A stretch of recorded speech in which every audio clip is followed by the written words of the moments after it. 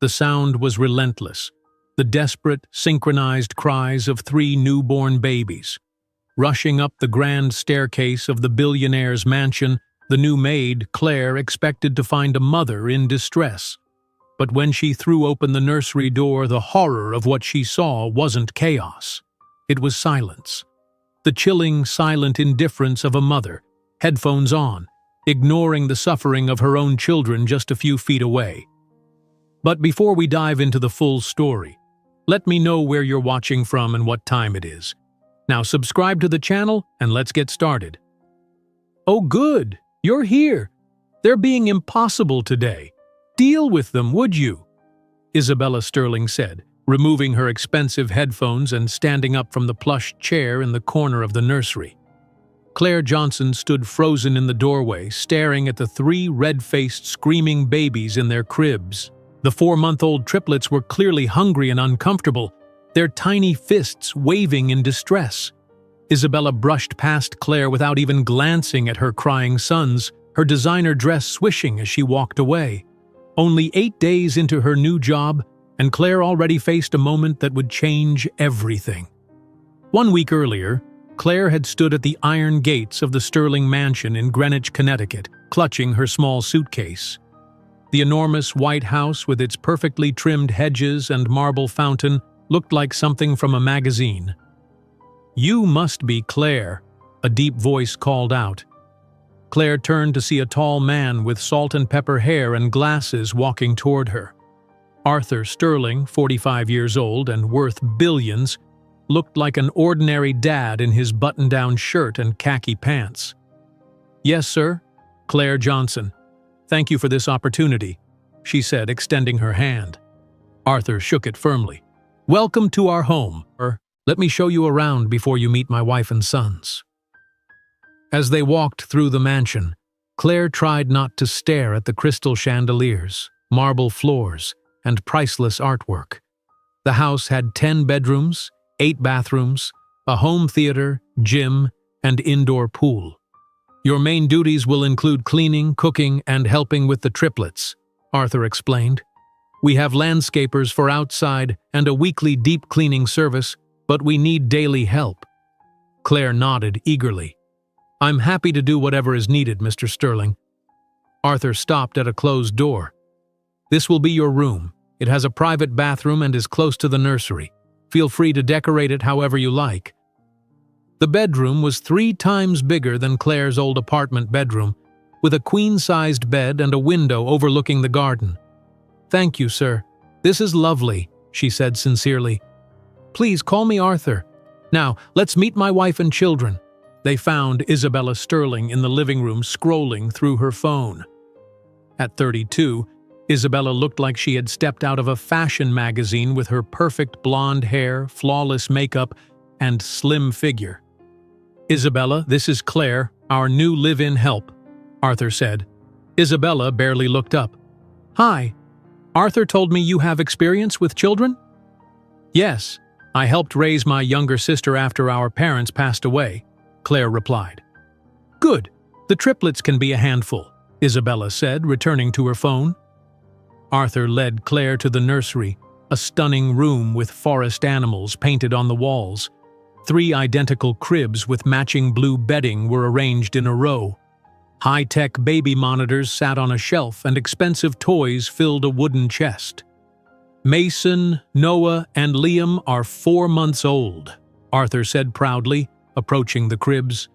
"They're usually napping at this time." Claire looked at the sleeping babies, identical with their tiny button noses and wisps of dark hair. "They're beautiful," she whispered. Arthur beamed. "Thank you. We're very blessed." Later that evening, Claire called her sister Melissa from her new room. "The place is incredible, Mel. The job pays twice what I was making before," Claire said. "That's amazing. Does this mean you can help with Stanford?" Melissa asked, hope filling her voice. "Yes, I'll send money for your fall tuition next week," Claire promised. "Mom and Dad would be so proud of you getting into Stanford." "They'd be proud of you too, Claire, taking care of me all these years." Claire wiped away a tear. "I'm just glad I found this job. The Sterlings seem nice enough and the babies are adorable. Just don't work too hard, okay? Melissa said. I won't. Love you, sis. Love you too. Over the next week, Claire settled into a routine. She woke at 6 in the morning to prepare breakfast, cleaned the main rooms, did laundry, and helped with the triplets when asked. Arthur left for work early and returned late, while Isabella seemed to spend most of her time on her phone, at exercise classes, or having lunch with friends. Claire noticed something odd. Isabella barely interacted with the babies when Arthur wasn't around. But the moment he came home, Isabella transformed into the perfect mother, cooing at the triplets and taking endless photos of them for her social media accounts. Look how Noah smiled for me today, Isabella would say, showing Arthur a carefully staged photo. You're such a natural mother, Arthur would reply, kissing his wife's cheek. Claire kept her observations to herself. The job was too important to risk. Her sister's education depended on it. Then came the 8th day. Claire was dusting the hallway outside the nursery when she heard it. Not the usual fussing of babies, but desperate, prolonged crying. The kind that meant they had been crying for a long time. She hesitated outside the door. Isabella had given her a list of rules, including, "Don't enter the nursery unless invited when I'm with the babies." But the crying continued, growing more frantic. Claire knocked softly. "Mrs. Sterling? Is everything all right?" No answer, just more crying. Claire pushed open the door and found the 3 babies screaming in their cribs, faces red and tear-streaked. And there sat Isabella in the corner chair, expensive headphones over her ears, completely absorbed in whatever she was watching on her tablet.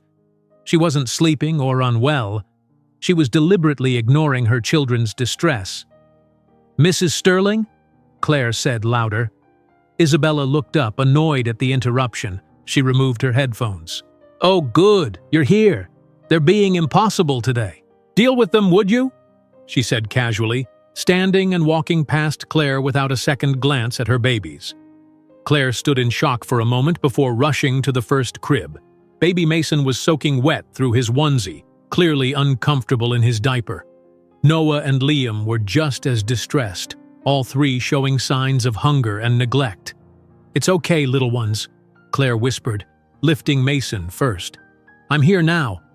She quickly changed and fed each baby, singing softly to calm them. Their cries gradually subsided as their basic needs were met. As she rocked Liam, the last to settle, a disturbing thought formed in Claire's mind. The state of the babies suggested they had been crying for hours. The feeding schedule on the wall showed they had missed at least 2 meals, and Isabella's casual attitude indicated this wasn't a one-time occurrence. Claire looked around the beautiful nursery with its expensive decorations and state-of-the-art equipment. Everything looked perfect on the surface.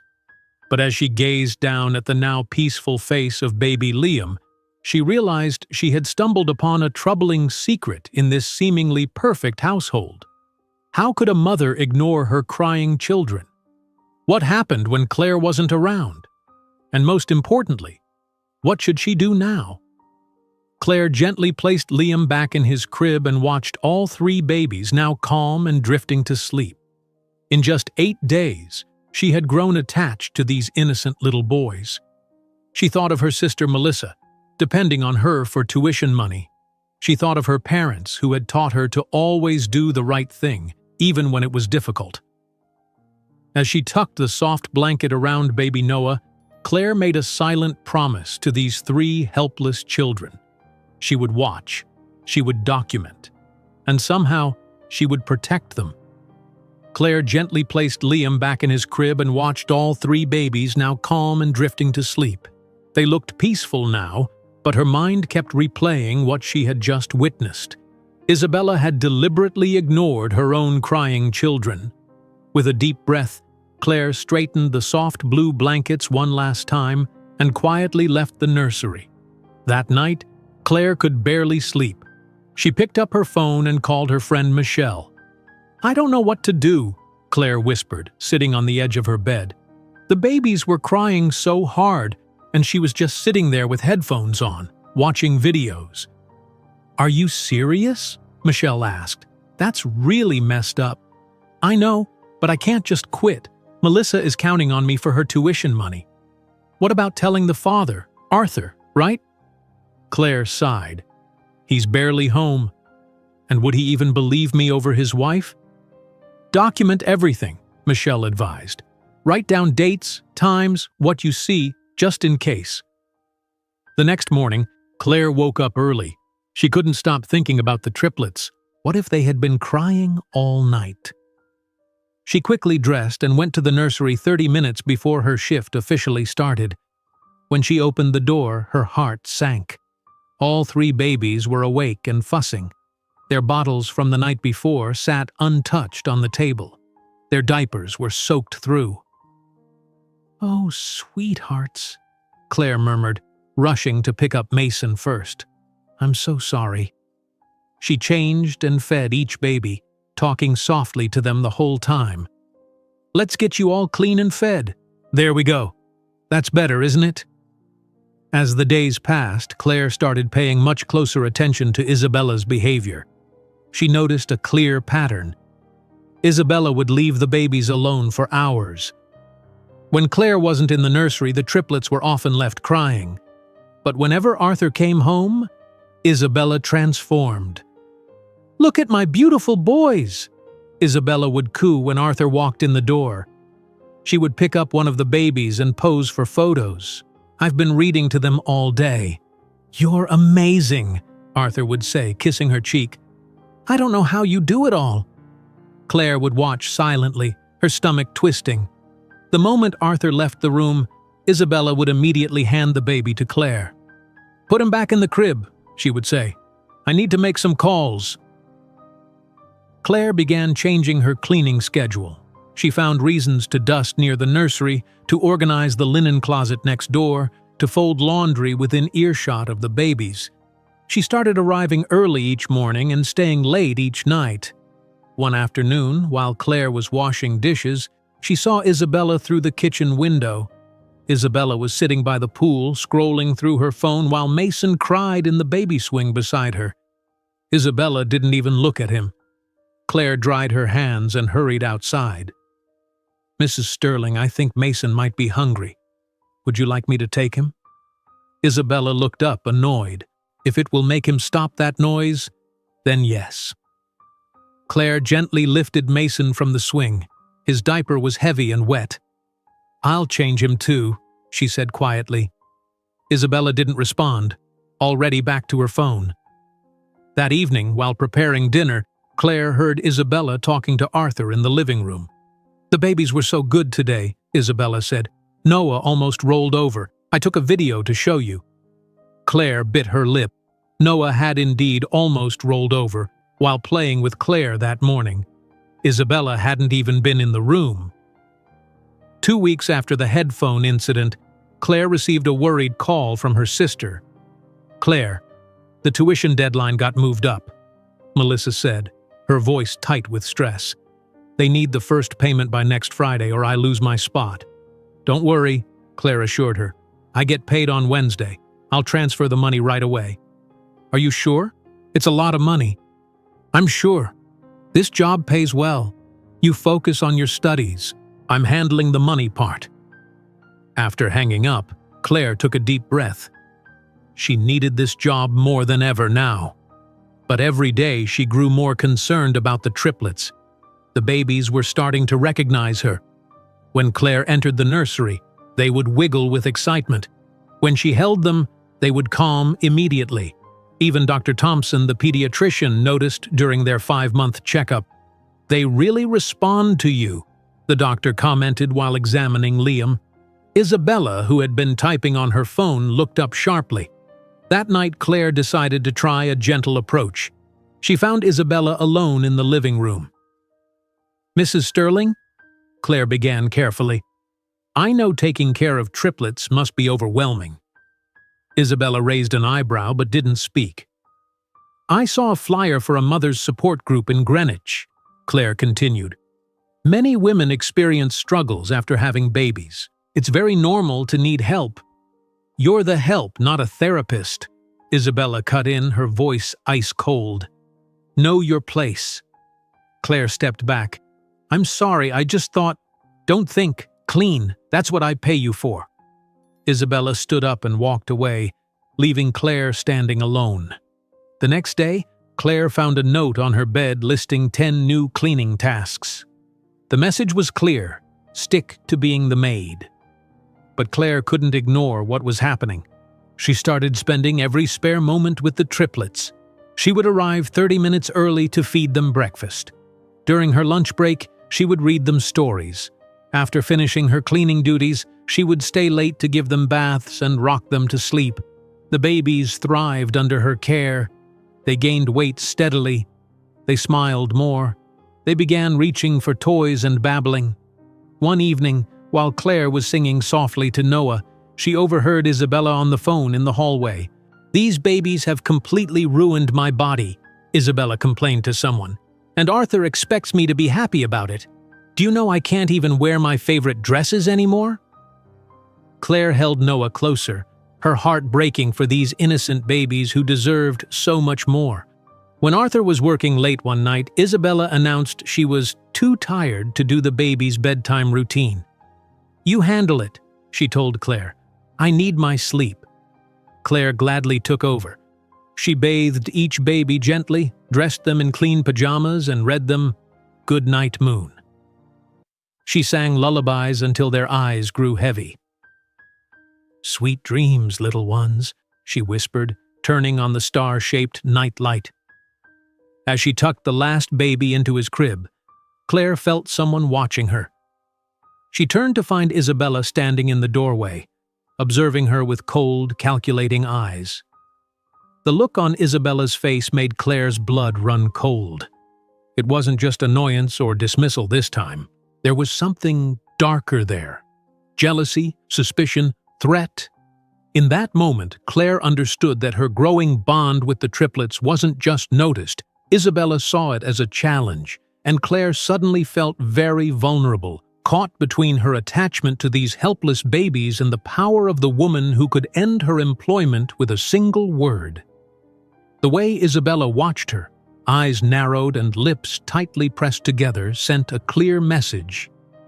This was no longer just about neglect. This was now a silent battle for these children, and Isabella was not going to surrender without a fight. Isabella's cold stare lingered in Claire's mind as she returned to her room that night. The message was clear. Isabella saw her as a threat. Claire sat at her small desk and pulled out a notebook from her drawer. She opened to the first clean page and began to write. Day 22. Isabella left the babies alone from 9 in the morning until 12:30 in the afternoon.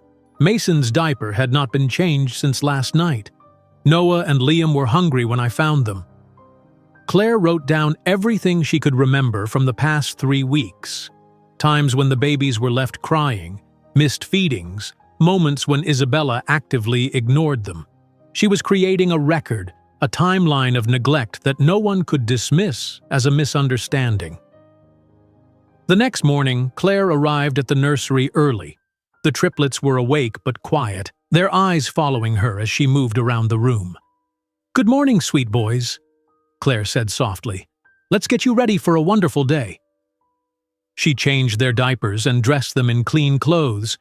Then she took colored index cards from her pocket and taped them to the wall. "Look at this," she said to the babies. "A feeding schedule just for you 3. 6 feedings each day every 3 hours. Tummy time at 10 in the morning and 2 in the afternoon. Bath time at 6 in the evening."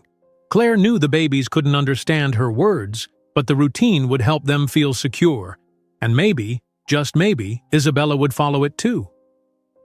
Later that morning, Claire brought the babies into the living room and laid a soft blanket on the floor. "Time to practice our rolling," she said, placing Mason on his stomach. "This will help your muscles get stronger." She gently helped each baby practice tummy time, talking to them constantly. "You're doing so well, Noah. Look at you holding your head up. And Liam, you're almost rolling over." From the doorway, Isabella watched with narrowed eyes. "What are you doing?" she asked. Claire looked up.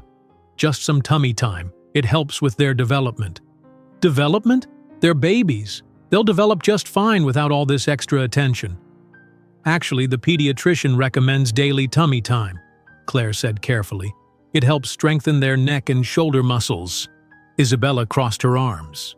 Don't get too attached to them. It's not professional. After she walked away, Claire continued working with the babies, but she made a mental note in her journal about Isabella's reaction.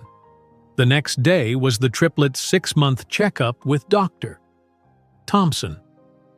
Isabella had originally planned to cancel it, claiming she was too busy, but Claire had respectfully suggested they shouldn't miss it.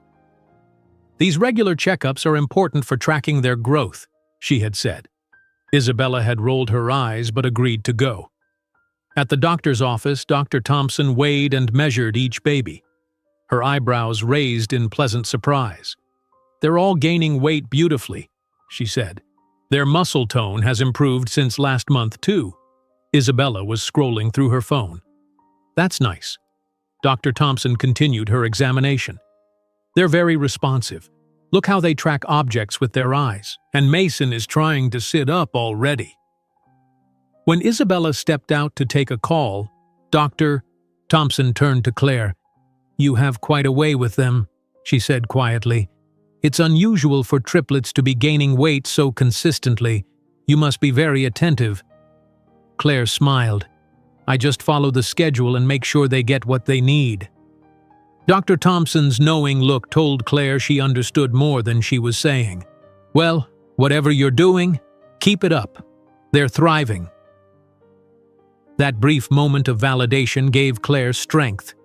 When they returned home, she added more notes to her journal and continued her care routine with renewed dedication.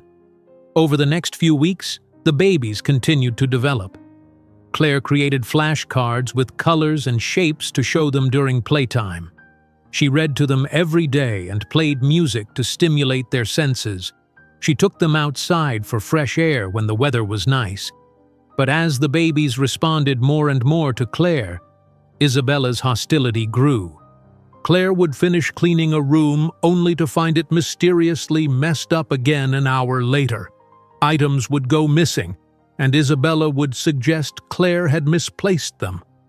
One morning, Claire found the living room in disarray after she had cleaned it the previous evening. I thought you cleaned in here yesterday, Isabella said, feigning confusion. I did, Claire replied. Everything was in order when I finished at 9 last night. Well, it's a mess now. Clean it again, please, and be more thorough this time. These small acts of sabotage continued daily. Claire documented each one in her journal, along with Isabella's continued neglect of the triplets. Then came the call from Melissa that added even more pressure. Claire, I hate to ask for more money, Melissa said, her voice small.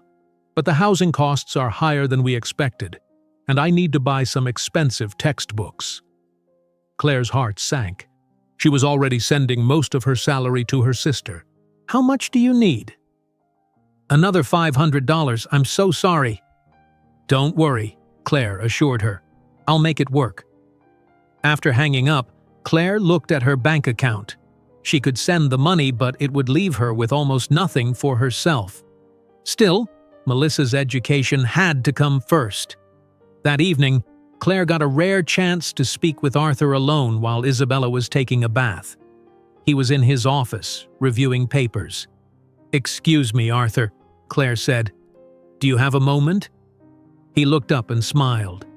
Of course, Claire. What can I do for you? Claire took a deep breath. I wanted to talk about the triplets. I've been spending a lot of time with them, and I've noticed— Yes. Isabella mentioned you've been very hands-on, Arthur interrupted. We appreciate your dedication. In fact, I think you deserve a raise. Claire blinked in surprise. Thank you, but that's not why Let's say an extra $200 per month, Arthur continued. You're thorough in your work, and the babies clearly respond well to you. He completely misunderstood. Claire wanted to tell him about Isabella's neglect, not get more money, but the mention of a raise made her think of Melissa's needs. Thank you, she said finally. That's very generous. Arthur nodded and returned to his papers, the conversation clearly over in his mind. That night, as Claire updated her journal, she heard Isabella's voice in the hallway. She was on the phone, speaking loudly enough that her words carried through Claire's door. "The maid thinks she's their mother," Isabella said with a laugh. "It's pathetic. Arthur will fire her soon enough." There was a pause. "No, Vanessa, I'm serious. She acts like she knows better than me how to raise my own children. She's overstepping constantly." Another pause. "Don't worry. I have a plan. Arthur always takes my side. He won't choose the help over his wife." Claire's hand trembled as she wrote down every word in her journal. Isabella wasn't just annoyed. She was actively plotting to get Claire fired. And if that happened, what would become of the triplets? Who would make sure they were fed and changed and loved? What would happen to Melissa's education? Claire closed her journal and stared at the wall. She needed to protect these babies. She needed to keep her job. But how could she do both when Isabella held all the power? The answer came to her slowly as she sat in the quiet of her room. If words weren't enough, perhaps she needed something more. Something no one could deny or dismiss. Evidence. Evidence. That was what Claire needed.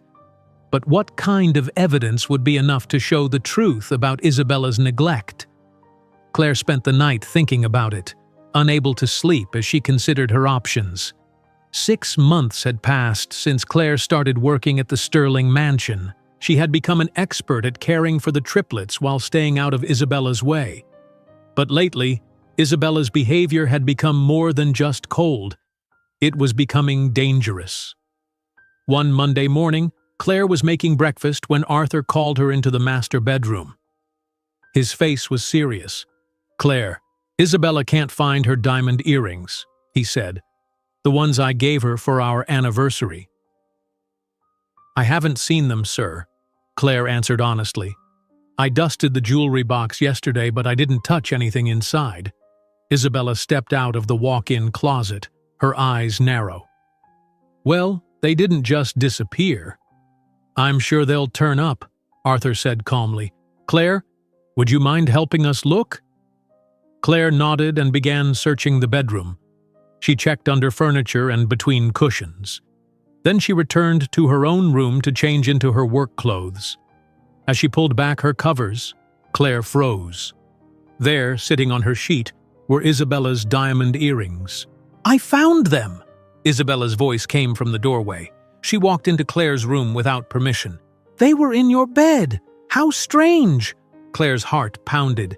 "Mrs. Sterling, I didn't take these. I would never—" "Arthur!" Isabella called out. "Come see where I found my earrings!" Arthur appeared in the doorway, his expression confused. "Claire, is this true?" "No, sir," Claire said firmly. "I never took those earrings. I've never stolen anything in my life." Arthur looked between the two women, clearly uncomfortable.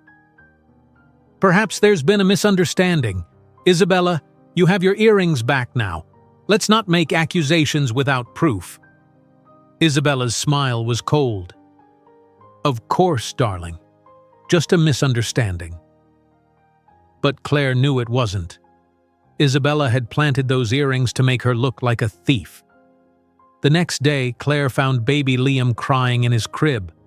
When she picked him up and changed his diaper, she was horrified. His skin was bright red and blistered, a severe diaper rash that could only come from being left in a wet diaper for many hours. "Oh, Liam," Claire whispered, gently cleaning the raw skin. "This must hurt so much." She applied diaper cream carefully and used the softest cloth diapers instead of disposable ones. She documented the rash with notes in her journal, writing down the time and date. When Isabella returned from her yoga class, Claire approached her cautiously. "Mrs. Sterling, Liam has a very bad diaper rash. I've applied some cream, but he might need to see Dr. Thompson if it doesn't improve." Isabella barely looked up from her phone. "He's fine. Babies get rashes. This one is quite severe," Claire persisted. "He seems to be in pain." Isabella finally looked at Claire, her eyes cold. "I don't recall hiring you as a nurse, Just change him and keep him quiet." Later that day, while Claire was treating Liam's rash again, Isabella walked in unexpectedly. "What are you doing?" she demanded. "Applying the medicated cream for Liam's rash," Claire explained. "It needs to be done several times a day." Isabella crossed her arms. "I don't recall giving you permission to make medical decisions for my children." "I'm just trying to help him feel better," Claire said. "I don't need your help," Isabella snapped. "I'm their mother. You're overstepping, Claire. Again." The next morning, Claire was signing for a grocery delivery when she realized the delivery person was the same woman who had come several times before. "Hi, I'm Julia," the woman said, handing Claire the receipt. "You're always the one who signs for these baby supplies, aren't you?" Claire nodded. "Yes, I help care for the triplets." Julia glanced around. "Where's the mom in all this?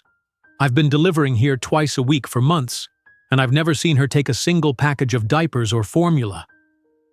Claire hesitated, unsure how to answer without saying something inappropriate. Julia seemed to understand the silence. "Hey, I get it. Not my business. But those babies are lucky to have someone who cares enough to make sure they have what they need."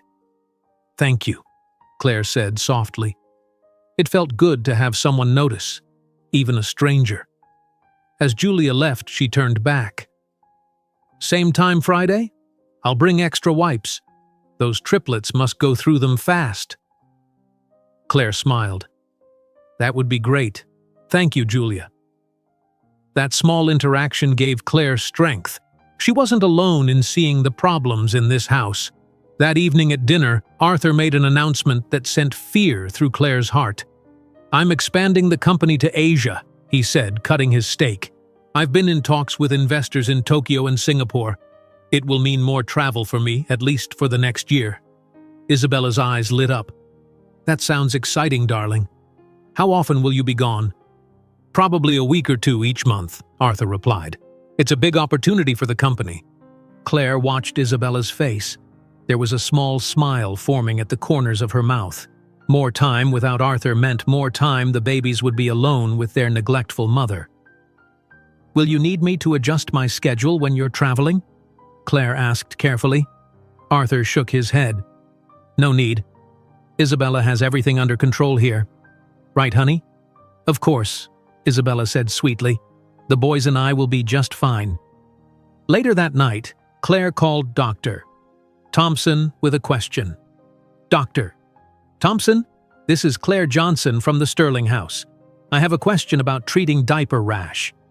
"Hello, Claire," the doctor said warmly. "What's happening?" Claire explained Liam's rash without directly blaming Isabella. "It seems quite severe.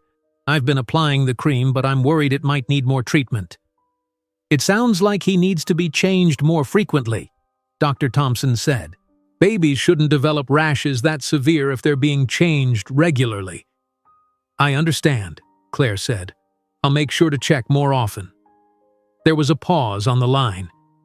"Claire," Dr. Thompson said carefully, "is everything else okay with the babies?"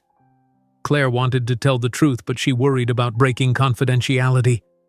"They're growing well. They respond to voices and toys now." "That's good," the doctor said. "And the parents?" "Mr. Sterling works long hours," Claire said. "Mrs. Sterling is busy with her own activities." "I see," Dr. Thompson replied. "Call me any time if you have concerns, Claire, for any reason." The next day, Claire found a note from Isabella listing numerous failures in her cleaning duties. Rooms that weren't properly dusted, floors that weren't well vacuumed, laundry that wasn't folded correctly. Claire knew her work was good. These were more attempts to undermine her. That afternoon, Arthur called Claire into his office. His face was serious. "Claire, Isabella has expressed some concerns about your work lately," he began. "She says you've been neglecting your cleaning duties and interfering with the children. This is your warning." Claire felt her heart sink. "Sir, I've been very careful to complete all my duties." "Isabella says you're spending too much time with the triplets and not enough time on the housework," Arthur continued. She also feels you're overstepping with the babies, making decisions that should be hers to make. I'm just trying to help, Claire said quietly. Arthur sighed. I know you mean well, but Isabella is their mother. Please focus more on your assigned duties from now on. Yes, sir, Claire replied, her mind racing. That night, alone in her room, Claire sat on her bed with her laptop open. On the screen was a website selling hidden cameras. One model caught her eye, a digital photo frame with a camera built in. It could record for hours and store the video on a memory card. Claire's finger hovered over the purchase button. Using a hidden camera felt wrong, possibly even illegal. But what choice did she have? No one would believe her word against Isabella's. She needed proof of what was happening when she wasn't around. With a deep breath, Claire clicked purchase. The camera would arrive in 2 days. As she closed her laptop, Claire knew she was crossing a line. But watching innocent babies suffer while doing nothing would be crossing a far worse one. 2 days later, a small package arrived at the Sterling mansion. Claire signed for it quickly and took it to her room before anyone could ask questions. Her hands trembled slightly as she opened the box containing the digital photo frame. This has to work, she whispered to herself as she read the instructions. The camera was hidden behind the frame's black border, completely invisible unless you knew exactly where to look. It could record for 8 hours on a single charge and store everything on a memory card. Claire loaded the frame with family photos she had copied from the living room albums, pictures of Isabella and Arthur on their wedding day, vacation photos, and several recent images of the triplets. She wanted the frame to look natural in the nursery, something no one would question. That afternoon, while Isabella was at her weekly hair appointment, Claire set up the frame on the nursery bookshelf. She positioned it carefully to capture the entire room, especially the 3 cribs. When Isabella returned home, Claire decided to be direct about the new addition. Mrs. Sterling, she said while they passed in the hallway, I put a digital photo frame in the nursery with some family pictures. I thought the babies might enjoy seeing familiar faces while they play. Isabella barely glanced at her. Whatever, just don't move anything else around. Of course not, Claire replied, relieved that Isabella didn't seem suspicious. The next morning, Claire woke up early to check that the camera was working properly. She turned it on and verified that the tiny red light indicated it was recording. Then she went about her regular morning routine, preparing breakfast and tidying the living room. At 9:30, Isabella came downstairs dressed in designer workout clothes. I need you to run some errands today, she said, handing Claire a list. The dry cleaning needs to be picked up. Then go to that specialty grocery store in Stamford for my protein powder, only that specific brand. After that, pick up my prescription at Greenwich Pharmacy. Claire looked at the list with growing concern. These places were spread across town. It would take hours to complete all these tasks. Will you be okay with the triplets that long? Claire asked carefully. Isabella's eyes narrowed. They're my children. I think I can handle them for one afternoon without your help. Of course, Claire said quickly. I just meant they've been a bit fussy lately. They'll be fine, Isabella said dismissively. I want you to leave right after you finish the breakfast dishes. Before leaving, Claire quietly entered the nursery where the babies were having their morning nap. She checked each one, making sure they were comfortable, and then activated the camera. Her heart was pounding as she left the house. The errands took longer than expected. The dry cleaner had a long line. The specialty store in Stamford was crowded with weekend shoppers. As Claire waited at the pharmacy for Isabella's prescription, her phone buzzed with a text message. While you're out, pick up my special face cream from Sephora at the mall. Claire's stomach tightened. The mall was in the opposite direction. Isabella was clearly trying to keep her away from the house as long as possible. I'll try, but it might make me very late getting back, Claire texted in response. Just do it, came the reply. Claire rushed through the final errands, skipping lunch to save time.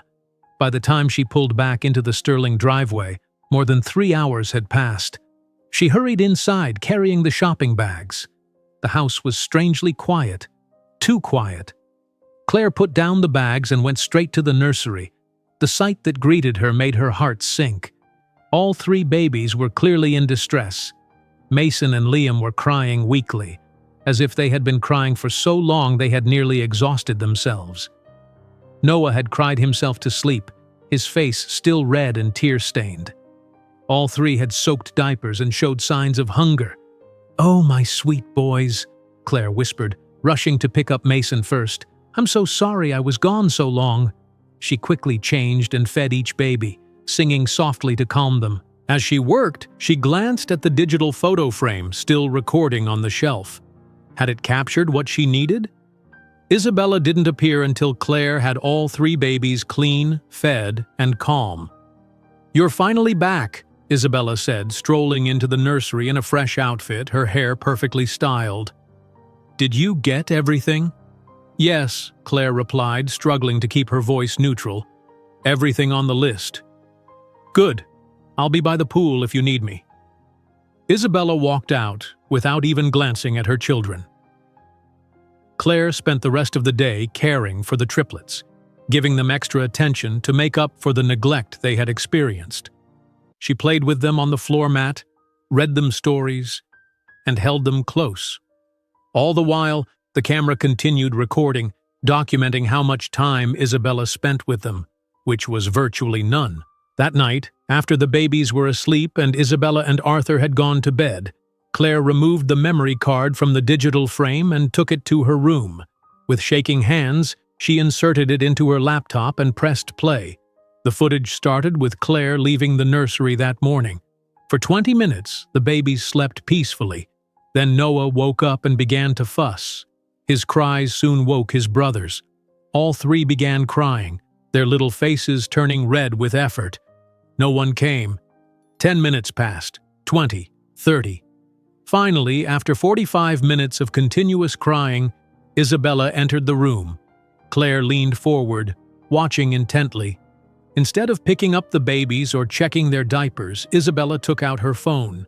She posed next to the cribs, taking selfies with the crying babies in the background.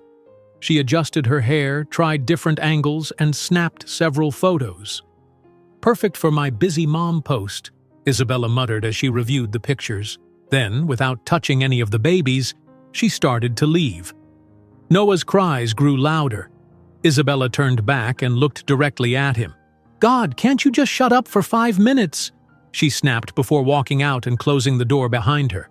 Claire covered her mouth in shock. The footage continued, showing the babies crying alone for another hour before they began to tire. Then, another hour of weak cries and whimpers. Isabella never returned. The next part of the video showed Claire coming back and immediately tending to the babies. The contrast was stark and undeniable. Claire watched the entire 3 hours of footage, saving copies to her laptop and to a USB drive that she hid in her wallet. This was the evidence she needed, proof that Isabella was neglecting her children. But what should she do with it? Going to Arthur was risky. Would he believe video evidence over his wife? Would he fire Claire for secretly recording in his home? What would happen to the triplets if Claire was removed from their lives? And what about Melissa's tuition? Claire stared at the frozen image on her screen. 3 helpless babies crying in an empty room. The choice was becoming clear. Doing nothing was no longer an option. Claire continued collecting video evidence over the next week. Each day confirmed what she already knew. Isabella spent almost no time with her babies. The digital photo frame recorded Isabella entering the nursery only to take photos for social media or to quickly check that the babies were still alive before leaving again. The longest she stayed was 3 minutes. Claire kept all the videos organized by date on her laptop. She wasn't sure what she would do with them yet, but having proof made her feel less helpless. One morning, while giving the triplets their breakfast, Claire noticed something wrong with Liam. He wasn't eating well, and his skin felt unusually warm to the touch. "Let me check your temperature, little one," Claire murmured, reaching for the baby thermometer. The digital display read 101.3 degrees. Claire frowned with worry. That was definitely a fever. She found Isabella in her bathroom, applying makeup. "Mrs. Sterling, Liam has a fever of 101.3, Claire said. "I think he might be getting sick." Isabella barely looked away from the mirror. "Babies get fevers all the time. Give him some infant Tylenol." "I think we should call Dr. Thompson," Claire suggested. "He seems really uncomfortable." "I have an important lunch meeting I can't miss," Isabella said, applying lipstick. "It's just a little fever. He'll be fine." Claire hesitated. "Should we tell Mr. Sterling?" "Arthur is in meetings all day. Don't bother him with this," Isabella replied firmly. "Just handle it." Claire returned to the nursery and gave Liam the correct dose of infant Tylenol. She texted Arthur anyway. "Liam has a fever of 101.3. Just letting you know. I've given him Tylenol." The automatic reply came immediately. "In meetings until 5 p.m. We'll check messages later." Throughout the morning, Claire monitored Liam closely. She kept him hydrated and comfortable, but by noon she grew more concerned. His temperature had risen to 102 degrees despite the medicine. He was becoming less responsive and refused his bottle. Claire called Isabella 3 times, but each call went straight to voicemail. She left messages. "Liam's fever is getting worse. Please call me back." By 2 in the afternoon, Liam's temperature had climbed to 103 degrees. He was lethargic, his eyes glassy, and his breathing seemed faster than normal. Claire tried Arthur again, but still got his automatic reply. "This is an emergency," Claire whispered to herself. She called Dr. Thompson's office. "Greenwich Pediatrics, how can I help you?" The receptionist answered. "This is Claire Johnson from the Sterling household. I need to speak with Dr. Thompson about baby Liam. It's urgent." After a brief wait, Dr. Thompson came on the line. "Claire, what's happening with Liam?" Claire explained the situation: Liam's rising fever, his lethargy, his refusal to eat.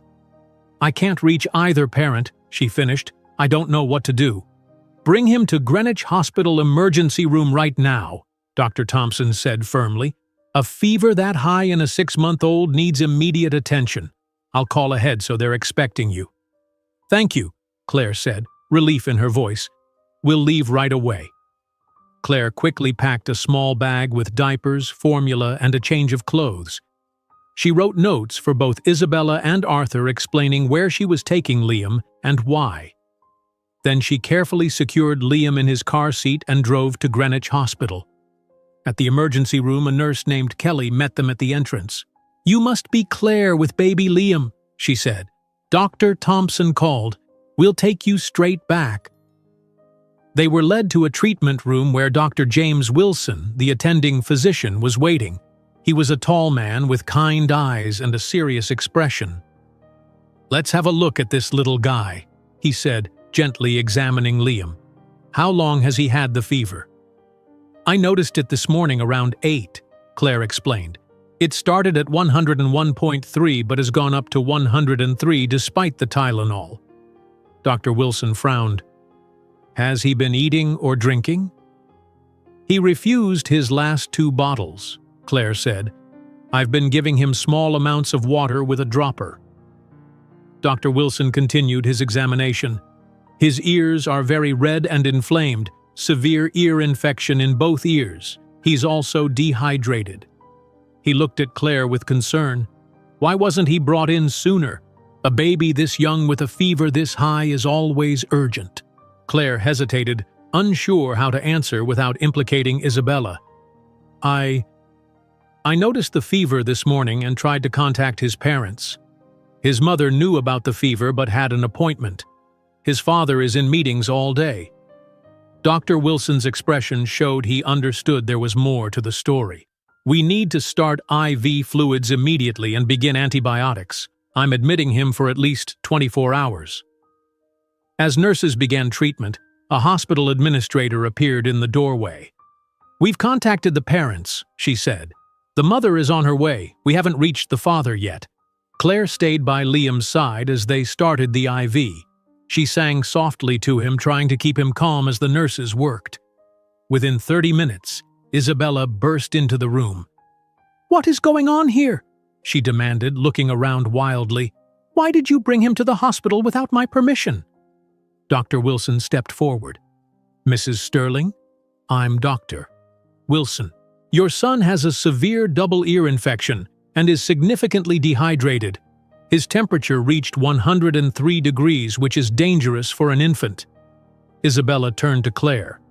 "You overreacted. You should have waited for me to come home."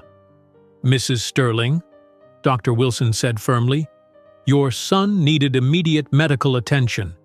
Had Ms. Johnson waited any longer, the infection could have spread and caused more serious complications." Isabella's face flushed. "Well, I wasn't informed properly. I'm his mother. I should have been the one to make this decision." "According to our records," Dr. Wilson said, checking his tablet, "you were called 3 times, and the calls went to voicemail." Isabella's eyes narrowed. "I was in an important meeting. She's supposed to be watching them while I manage the household." She pointed at Claire. "That's literally her job." Dr. Wilson gave Isabella a skeptical look. "Right now, our priority is treating Liam. He'll need to stay overnight for IV antibiotics and fluids." "Overnight?" Isabella looked shocked. "That's completely unnecessary. I want to take him home now."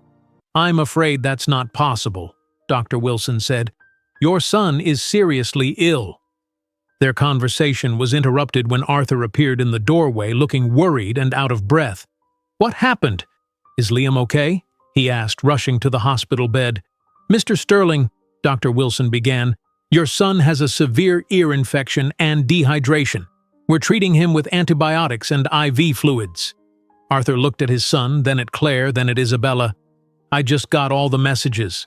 Why didn't anyone call me earlier?" "I tried," Claire said quietly.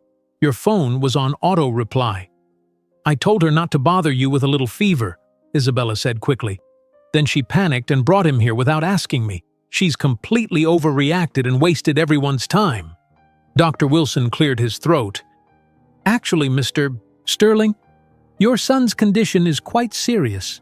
Ms. Johnson made the right call bringing him in when she did. Had this infection been left untreated much longer, it could have led to more dangerous complications." Arthur looked between the doctor and his wife, confusion crossing his face.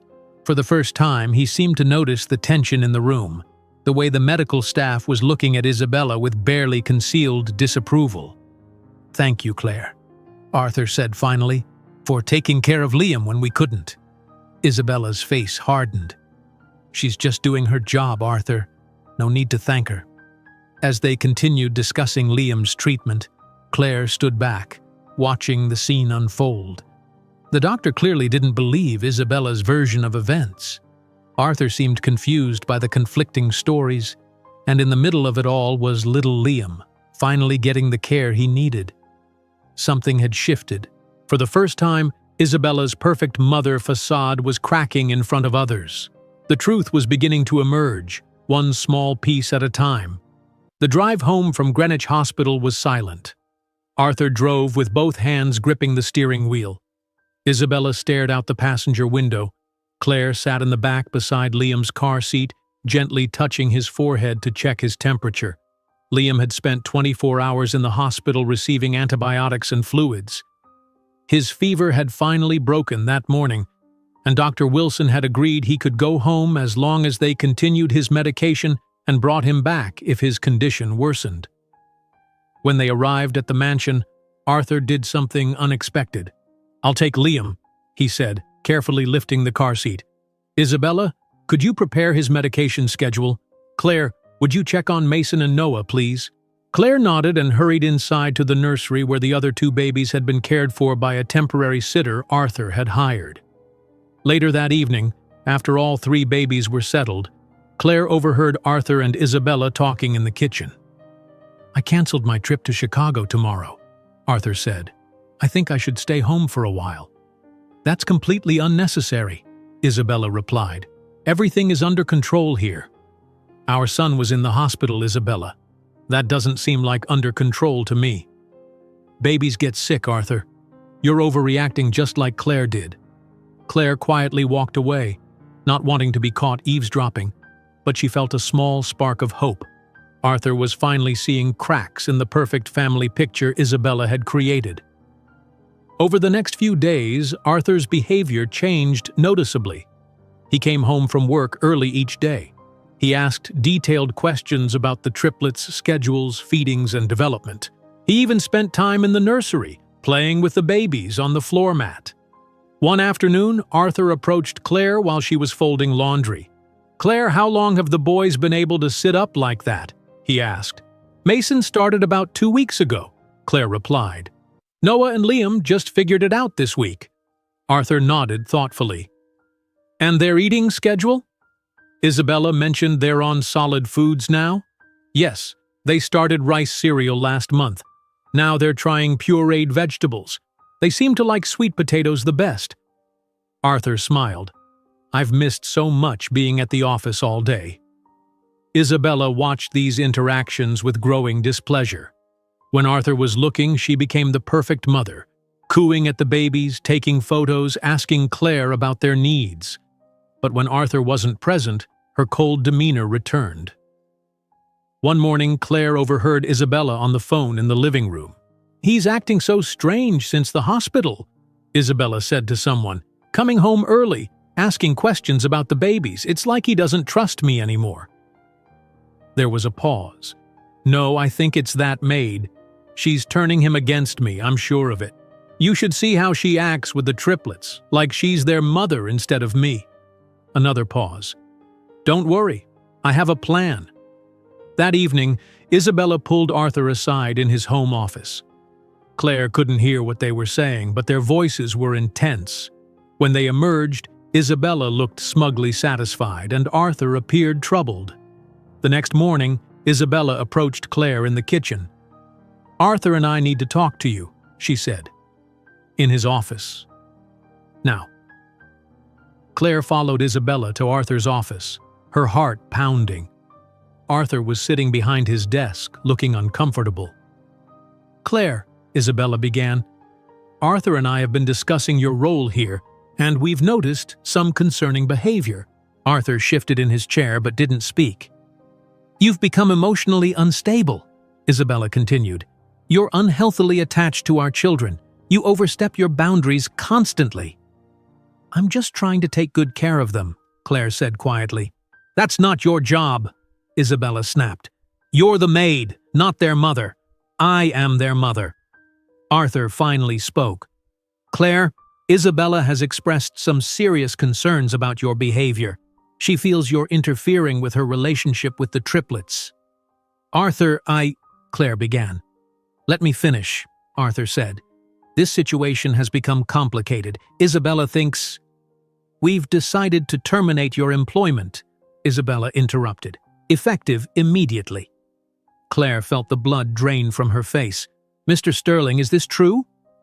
Arthur looked at his wife, then back at Claire. His expression was unreadable. "Isabella has very strong feelings about this. I want you out by the end of the day," Isabella said triumphantly. "Pack your things. I'll have your final paycheck ready before you leave." Claire looked at Arthur, hoping he would contradict his wife, but he remained silent, avoiding her gaze.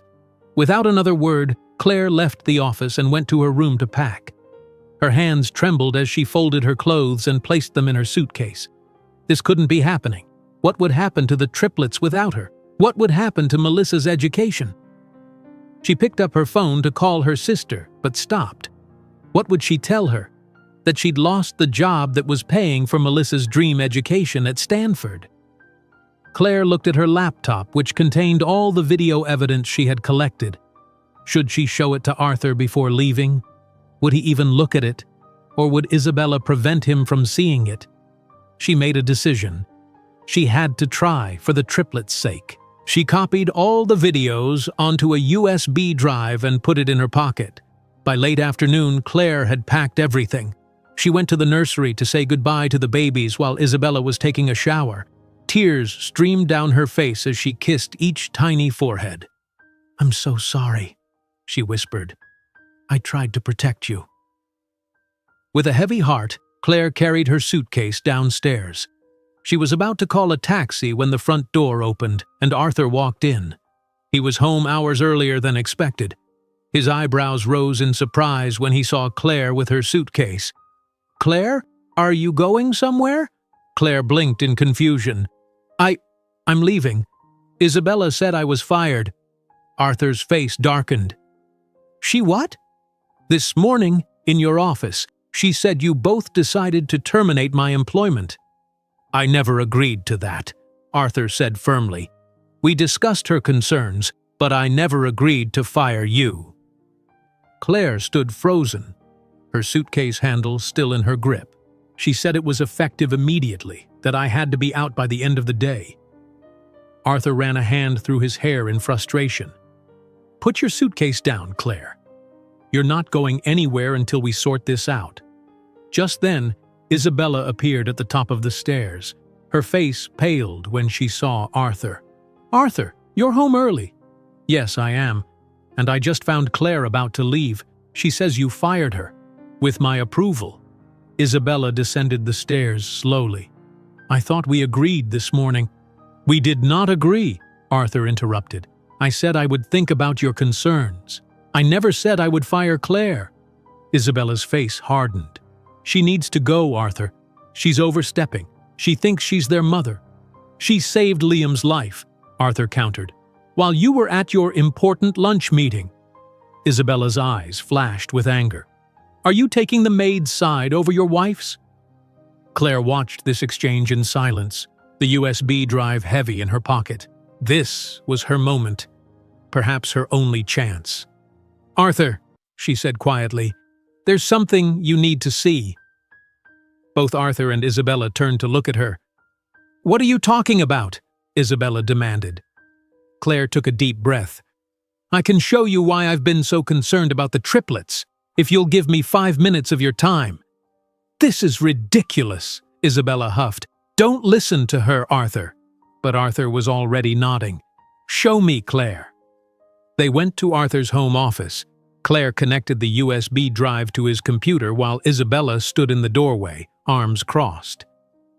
"I started recording the nursery after I noticed a pattern of neglect," Claire explained. "I know it was wrong to record without permission, but I didn't know how else to protect the babies."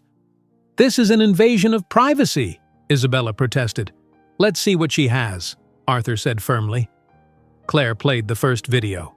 It showed Isabella entering the nursery while all 3 babies were crying. She took selfies with them, then left without picking them up or checking their diapers. The babies continued crying for over an hour with no one coming to help them. Arthur's face grew increasingly pale as Claire showed more clips. Isabella ignoring hungry babies. Isabella telling Mason to stop being so needy. Isabella spending less than 5 minutes in the nursery during an entire 8-hour period. The most damning clip showed Isabella standing over Noah's crib.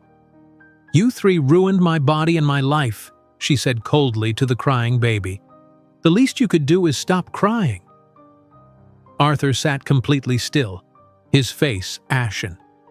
He didn't speak for several long moments after the last video ended.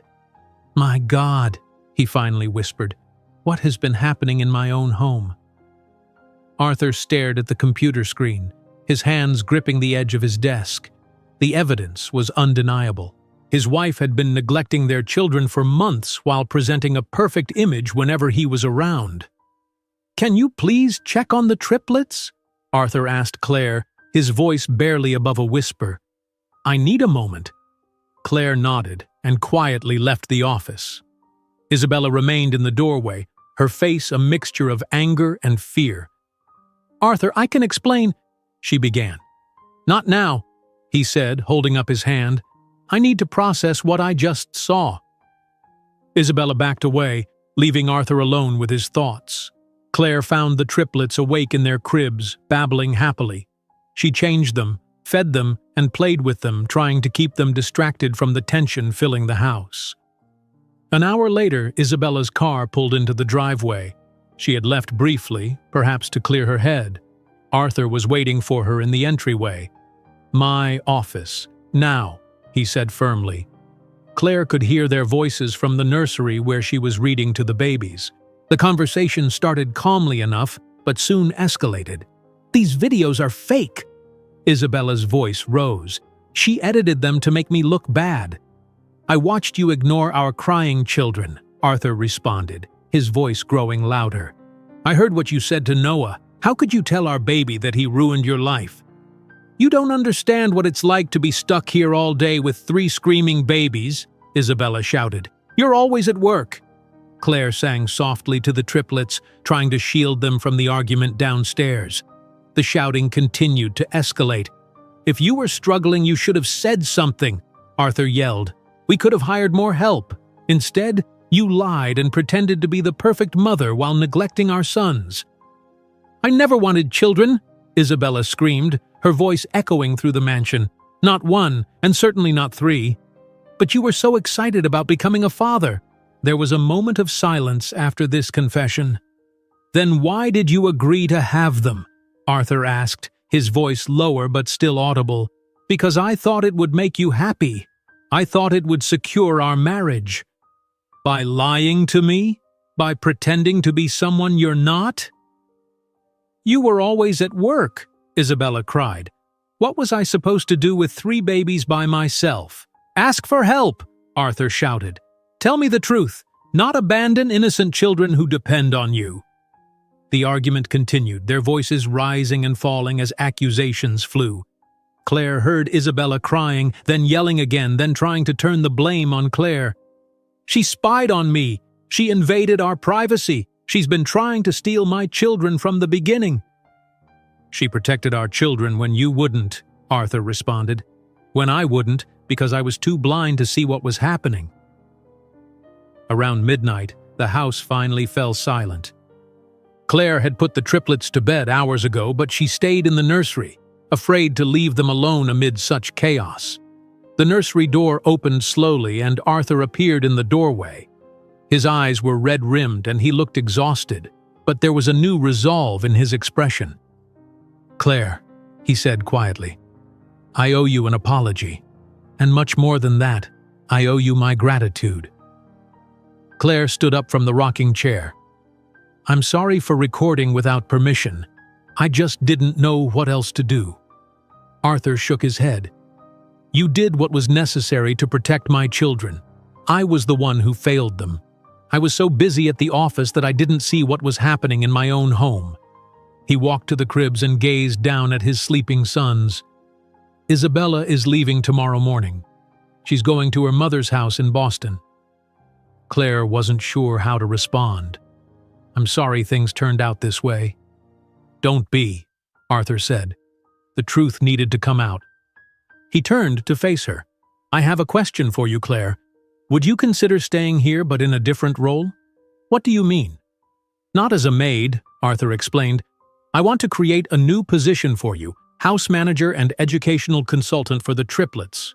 You would oversee their care and early education, with a salary that would easily cover your sister's tuition. You know them better than anyone, including me." Claire was stunned. "Are you serious?" "Completely. These boys need stability now more than ever. They trust you. They respond to you." Arthur ran a hand through his hair. "And honestly, I need your help. I have a lot to learn about being a father." "I would be honored," Claire said sincerely. "I care about them so much." "I know you do. That's why you're perfect for this role." Arthur glanced at his watch. "It's late. Get some rest. Tomorrow will be a difficult day." The next morning, Claire woke to the sound of drawers opening and closing. When she went downstairs, Isabella was in the front hall with several large suitcases. Arthur stood nearby, his expression neutral. "You're not taking any of the baby pictures?" Arthur asked. "What would I do with them?" Isabella replied coolly. Arthur handed her an envelope. "These are my conditions. If you want any kind of relationship with the triplets in the future, you need to get professional help. Real therapy, not just spa retreats. Any visitation will be supervised until I'm confident you won't harm them emotionally." Isabella took the envelope without opening it. "My lawyer will contact yours." "This isn't about money, Isabella. This is about our sons." Isabella's face softened slightly, the first genuine emotion Claire had seen from her. "I never meant to hurt them, Arthur. I couldn't be what they needed. What you needed." "I know," Arthur said quietly. "That's why you need help." Isabella nodded, then walked past Claire without acknowledging her. Arthur followed her outside to the car. They spoke briefly by the driver's door, their words inaudible from the house. Claire watched from the window as Isabella's car disappeared down the long driveway. When Arthur returned inside, his face showed the weight of everything that had happened, but also a new determination. "Now we rebuild," he said to Claire. "But first, I need to learn how to be a real father to my sons." Claire nodded. "We'll figure it out together." Arthur glanced toward the stairs. "Are they awake yet?" "They should be soon. They usually wake up around 7. "Perfect." Arthur rolled up his sleeves. "Can you teach me how to make their morning bottles? I want to feed them myself." "Of course," Claire said, leading him to the kitchen. "It's really simple once you know the steps." As they prepared the bottles together, Claire felt the household shifting into something new. The mansion that had once felt like a beautiful but cold showcase was transforming. The triplets would grow up in a home where they were truly seen and heard, not just photographed for social media. The path forward wouldn't be easy. Arthur had a lot to learn about parenting. Isabella would need serious help before she could have a healthy relationship with her sons. And Claire was stepping into a role she never expected. But for the first time since she arrived at the Sterling mansion, Claire felt hope, not just for herself and her sister's future, but for 3 little boys who deserved all the love and attention in the world. Arthur's determination to learn parenting skills was just the beginning of a remarkable transformation at the Sterling mansion. The morning after Isabella left, Arthur made a phone call that changed everything. "I need to speak with the board immediately," he said into his phone, pacing in his office while Claire fed the triplets. "Yes, I understand it's short notice." Later that afternoon, Arthur gathered his executive team via video conference and made his announcement. "I'm taking a 1-month leave of absence," he told them firmly. "My family needs me right now. Thomas will act as interim CEO until I return."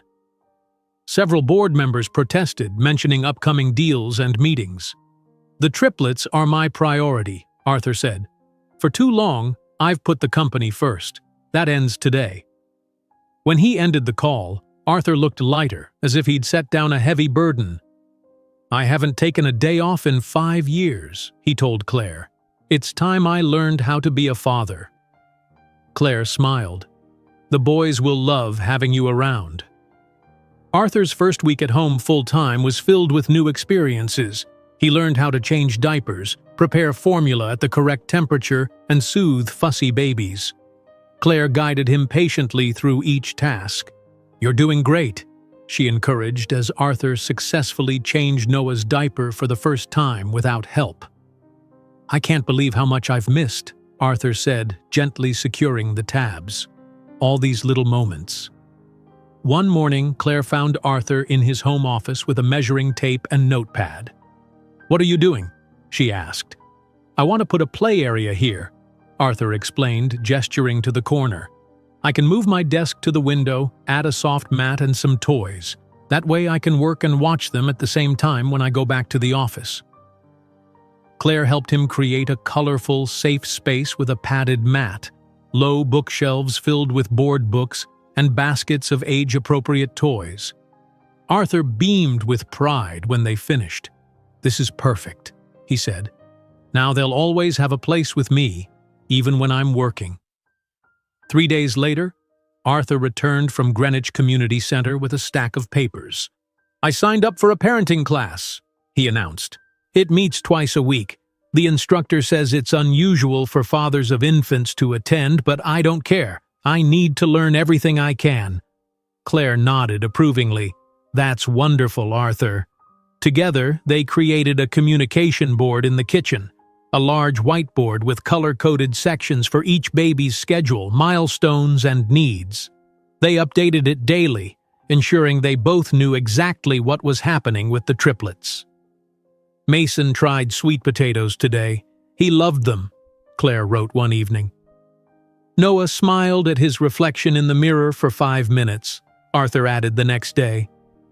Liam babbled Baba repeatedly at breakfast, Claire noted later that week.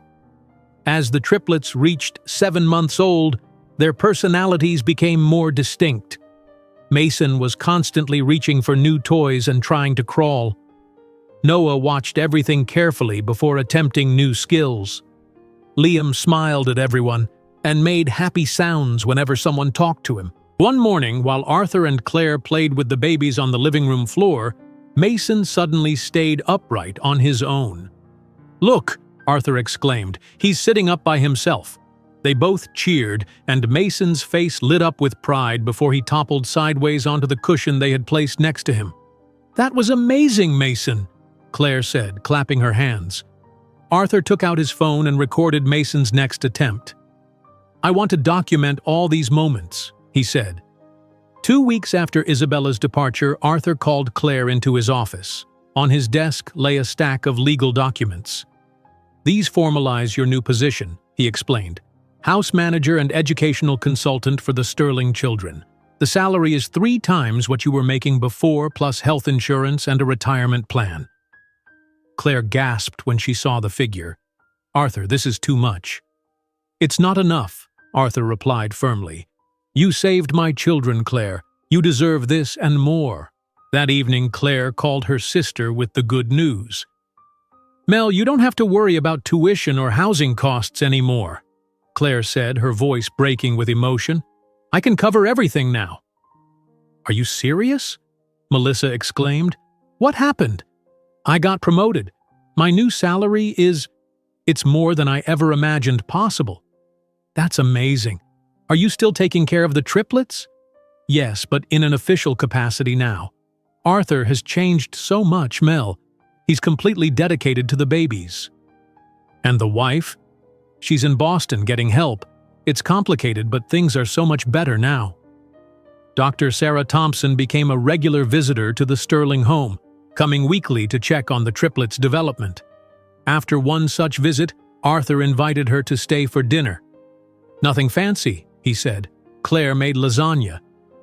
"I'd love to," Dr. Thompson replied with a warm smile. During dinner, Claire noticed how easily Arthur and Dr. Thompson conversed. They discussed child development, shared stories from their medical school and business school days, and laughed together genuinely. "Sarah, what do you think about early music education for babies?" Arthur asked. "It's wonderful for brain development," she replied. "I know a great program in Greenwich if you're interested." Claire smiled to herself, recognizing the beginning of something more than a professional relationship. Isabella called every day for updates on the triplets. At first, her calls were tense and formal. "Has Liam's ear infection completely cleared?" she would ask. "Yes, he's doing much better," Arthur would reply. "Good. I'll call tomorrow." But as weeks passed, her tone softened. She asked more questions about the baby's development and seemed genuinely interested in the answers. After 6 weeks of intensive therapy, Isabella requested her first visit with the triplets. Arthur was hesitant. "Do you think they're ready?" he asked Claire. "They've barely seen her these past few weeks." "Children are resilient," Claire assured him. "I think a short, positive visit would be good. We'll both be there to support them."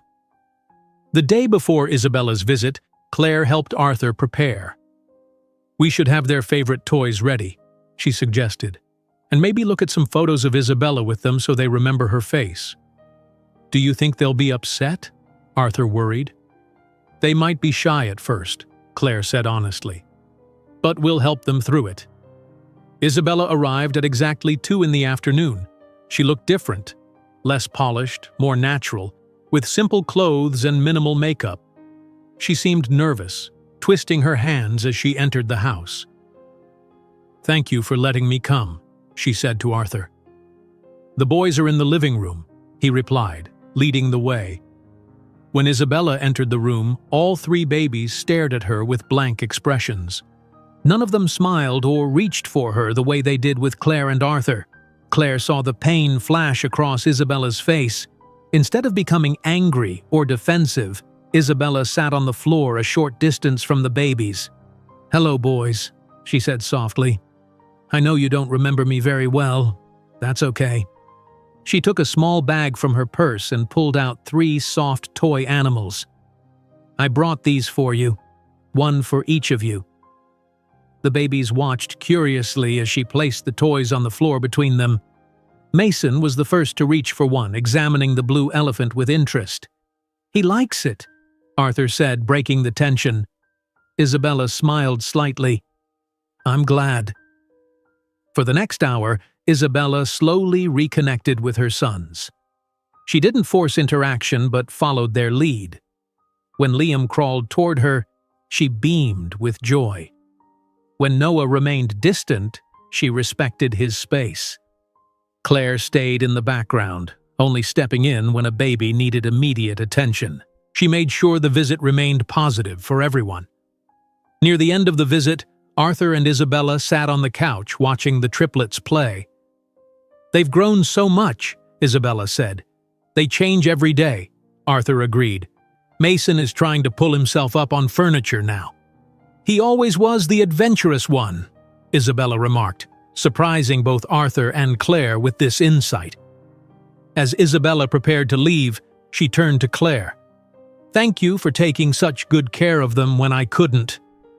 Claire nodded, touched by Isabella's sincerity. "They're wonderful boys." After Isabella's car disappeared down the driveway, Arthur sighed with relief. "That went better than I expected." "She's really trying," Claire noted. "That's a good sign." "Thank you for helping make the visit successful," Arthur said. "You knew exactly how to keep everyone comfortable." That evening, Claire watched from the bathroom doorway as Arthur confidently gave the triplets their bath. He handled all 3 babies with ease, something that would have terrified him just weeks ago. He knew which baby liked extra bubbles and which one needed a specific rubber duck to feel happy. He had learned each child's preferences and needs. As water splashed and happy baby giggles filled the bathroom, Claire felt a profound sense of contentment. The Sterling household had transformed from a cold, perfect-looking showcase into a real home filled with love and laughter. Claire realized that sometimes families aren't born, they're built, piece by careful piece, through crisis, courage, and choice. She had found her place in this newly formed family, helping 3 little boys and their father create something beautiful from broken beginnings. 6 months passed quickly. The seasons changed from winter to spring, and now summer sunshine bathed the Sterling estate.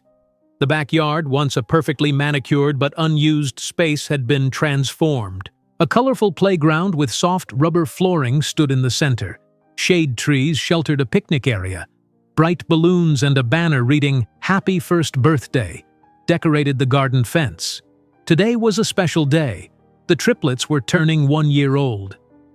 "Is the cake table set up properly?" Arthur asked, straightening the blue tablecloth for the 3rd time. Claire laughed. "Everything is perfect, Arthur." "Relax." He smiled sheepishly.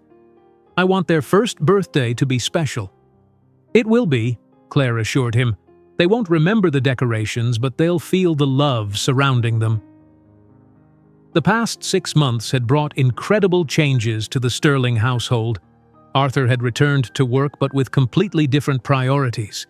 He had arranged a home office and reduced his hours, making sure he had breakfast and dinner with his sons every day. The triplets were thriving, walking with assistance, babbling constantly, and showing secure attachment to both Arthur and Claire. The doorbell rang, and Claire went to answer it.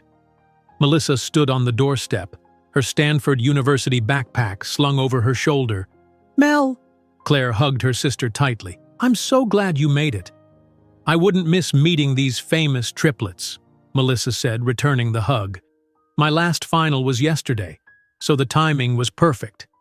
Claire led her sister through the house to the backyard. "Arthur, this is my sister Melissa." Arthur shook her hand warmly. It's wonderful to finally meet you. Claire talks about you all the time."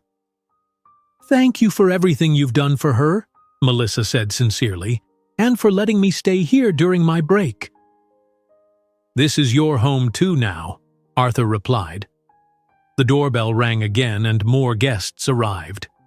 Dr. Sarah Thompson came bearing 3 identical teddy bears wearing doctor coats. She immediately went to help Arthur arrange the food.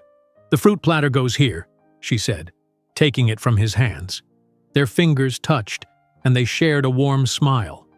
Their relationship had blossomed over the past months, moving from professional to personal with ease. Julia, the grocery delivery person who had become a friend, arrived with an enormous box of diapers tied with a bow. "Most practical gift ever," she announced with a laugh.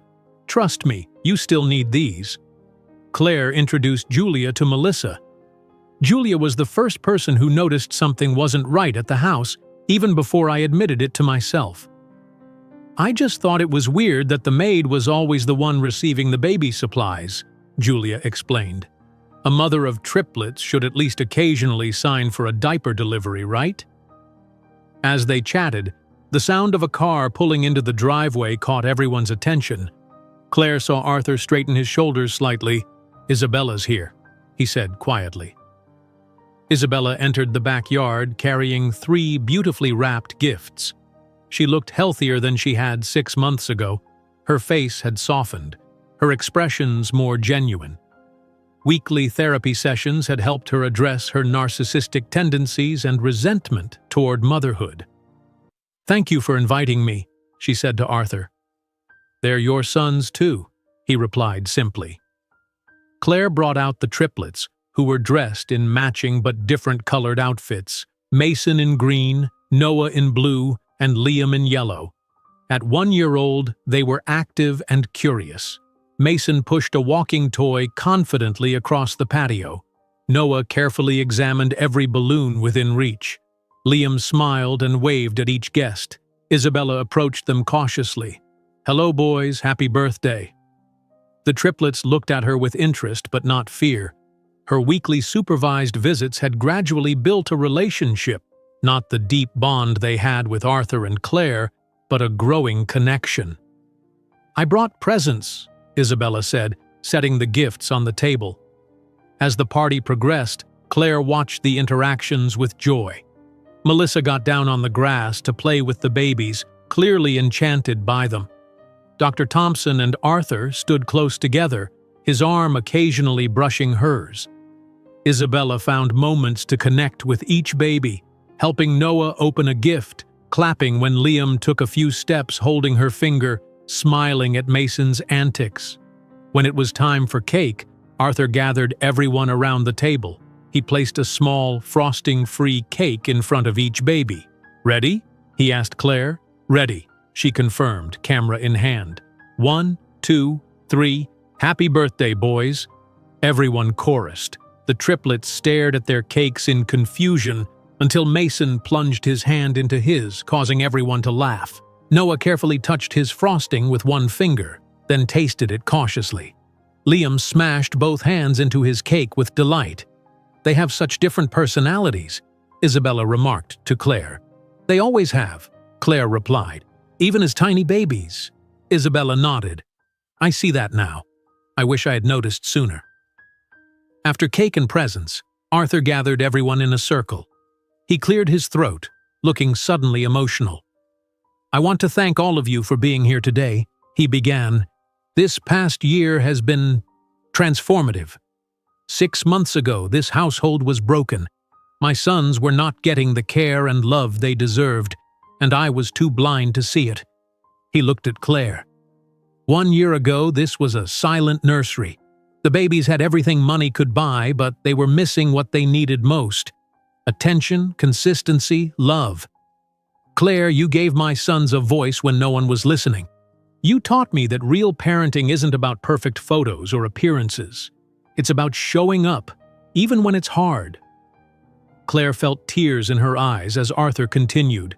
"Sarah, you saw what was happening and offered support without judgment. Julia, you questioned things when others wouldn't. Melissa, Your education inspired Claire to stay strong through difficult times. Arthur turned to Isabella last. And Isabella, I commend your courage in facing your struggles and working to build a healthier relationship with our sons. That takes real strength. Isabella nodded, her eyes glistening. These 3 little boys have taught me more about life and love than 20 years in business ever did, Arthur concluded, and I'm grateful to each of you for being part of our journey. As the afternoon wound down, guests began to leave. Isabella said goodbye to each baby, promising to see them next weekend. Dr. Thompson stayed to help clean up, working alongside Arthur with comfortable familiarity. Melissa pulled Claire aside. I can't believe this is your life now. You seem so happy here. I am, Claire said. It's not what I expected, but it's exactly where I'm supposed to be. Those babies adore you, Melissa observed. And Arthur clearly thinks you're a miracle worker. I just did what anyone would do, Claire said. No. Melissa shook her head firmly. Not anyone would have risked their job and security for children who weren't theirs. You did something brave, Claire. You always have, ever since you took care of me after Mom and Dad died. That evening, after all the guests had gone, Claire gave the triplets their bath while Arthur and Melissa chatted in the kitchen. The babies were tired but happy, splashing less energetically than usual. Did you have a good birthday? Claire asked them, knowing they couldn't really answer yet. You're so loved, you know that? By so many people. After bath time, Claire dressed them in clean pajamas and brought them to the nursery, a room that had changed dramatically over the past year. The designer showcase had been replaced by a practical, joyful space filled with books, toys, and photographs. The walls, once perfectly painted, now had colorful handprints at baby height. The expensive furniture remained, but now it showed signs of real use: teeth marks on the crib rails, small stains on the carpet, beloved stuffed animals piled in each crib. Claire sat in the rocking chair with all 3 babies somehow fitting in her lap. She opened their favorite bedtime book and began to read. The babies snuggled against her, their eyes growing heavy. When she finished the story, she kissed each small head and placed them in their cribs. Good night, my sweet boys. Happy birthday. Arthur appeared in the doorway. They're out already? Big day, Claire said with a smile. Birthday parties are exhausting. They turned on the star nightlight and quietly left the room. Downstairs, Melissa had made tea for everyone. Join me on the patio? Arthur asked. The sunset is beautiful tonight. The 3 of them sat outside, watching the golden light fade over the property. Arthur and Claire shared stories about the triplets' first year, making Melissa laugh with tales of diaper disasters and first foods. As darkness fell, Claire looked at the home behind them. Lights glowing warmly in the windows, toys scattered across the lawn, high chairs visible through the kitchen window. This house, once a cold showcase of wealth, had become a real home filled with laughter, messes, challenges, and most importantly, love. 1 year ago, Claire had arrived at this mansion desperate for a job to support her sister. She never expected to find a family. She never imagined she would help transform 3 lives, and in doing so, transform her own. The triplets would grow up knowing they were valued, not for how they looked in photos or what they achieved, but simply for who they were. They would know the sound of laughter, the comfort of consistent care, and the security of unconditional love. As stars appeared in the evening sky, Claire felt a deep contentment. The journey had been difficult, but some things were worth fighting for. 3 small lives in a once silent nursery had proven that beyond any doubt. If you enjoyed today's video, I'm sure you'll love the next one. Don't waste time. Just click on the screen.